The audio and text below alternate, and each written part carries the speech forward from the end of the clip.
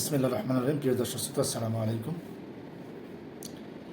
জামাত তাহেরির দ্বন্দ্ব আপনারা জানেন গিয়াসউদ্দিন তাহেরি উনি একটি ভাইরাল বক্তা। জামাতে ইসলাম আল্লাহর নাম নাকি জামাতের লঘু থেকে বাদ দেওয়া হয়েছে। জামাতের যে লঘুটা আছে কয়েকদিন আগে সেটা চেঞ্জ করেছিল, সেটা থেকে নাকি আল্লাহর নাম বাদ দেওয়া হয়েছে। চলেন ভিডিওটা একটা বার দেখে আসি। তাহেরি কি বলে। এখন কোন ট্যাবলেট খাইতাছ আমরা কি বুঝি না? এখন দিয়ে আল্লাহর নাম বাদ দিতাছ মনোগ্রাম থেকে।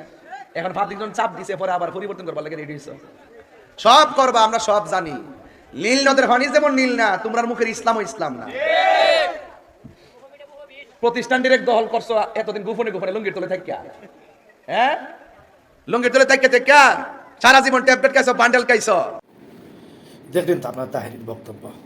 এখন ঘটনা হলো জামাত সম্পর্কে কিছু আলোচনা আমরা করি। সেটা হলো বাংলাদেশের জামাতে ইসলাম বর্তমানে অনেক বড় একটা দল।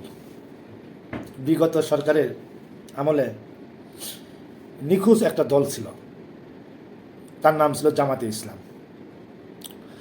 তাদের কার্যকলাপ, তাদের অফিসিয়াল কার্যকলাপ, তাদের রাজনীতির মাঠে একদম গোপনীয়ভাবে, এমনকি তাদের অফিস 17টা বছর ঠিকমতো তালা খুলতে পারে নাই। তারা এখন বক্তব্য দিয়ে বেড়ায় তারা নাকি সরকারি যাবে, বিরোধী দল হবে বিএনপি।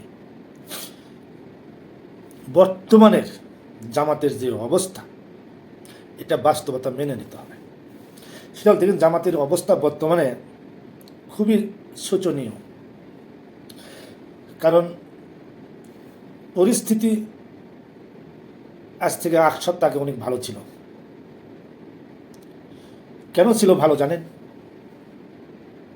মানুষের কানে কানে ছড়িয়ে দেওয়া হয়েছিল যে সমস্ত ইসলামিক দলগুলো মিলে জামাত একটা ঐক্যবদ্ধভাবে তারা নির্বাচনে যাবে।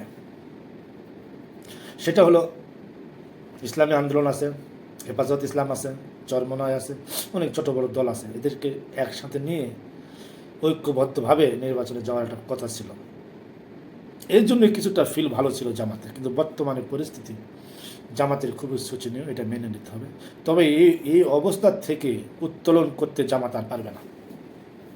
কেন পারবে না? কারণ ইসলামী দলের সাথে জোট হইতেছে না। হেফাজত ইসলাম সম্ভবত বিএনপির সাথে আসবে। আর জামাতে ইসলামকে ঠেকাতে আর একটা সংগঠন, কয়েকটা সংগঠন তারা একত্রিত হয়ে একটা দল করতেছে। সেটা হলো এনসিপি, গণপরিষদ অধিকার, আমার বাংলাদেশ একটা দল আছে ব্যারিস্টার ফুয়াদের।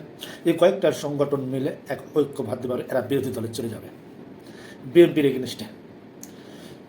যখন বিএনপির এগেনিস্টে চলে যাবে তখন বিএনপি হবে প্রধান বিরোধী দল, দ্বিতীয় বিরোধী দল হবে এনসিপি, তৃতীয় পার্টি হবে জামাতে ইসলাম, আরও চতুর্থ ইসলামী যারা তারা হবে। তো এই কারণে জামাতের আর তেমন প্রয়োজন নাই বিএনপির।